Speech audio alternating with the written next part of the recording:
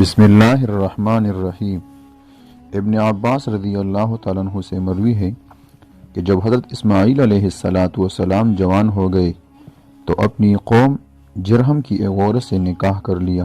جب ابراہیم علیہ السلام حضرت اسماعیل علیہ السلام سے ملنے کے لیے شام سے آئے تو اسماعیل علیہ السلام کو نہ پایا، تو آپ نے ان کی بیوی سے پوچھا۔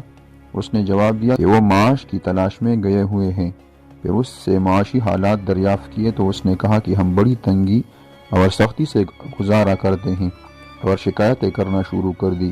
آپ نے فرمایا کہ جب تمہارا شوہر آ جائے تو اس سے ہمارا سلام کہہ دینا، اور یہ کہہ کر اپنے گھر کے دروازے کی دہلیز بدل دے۔ جب اسماعیل علیہ السلام واپس آئے تو ان کو پیغام پہنچا دیا۔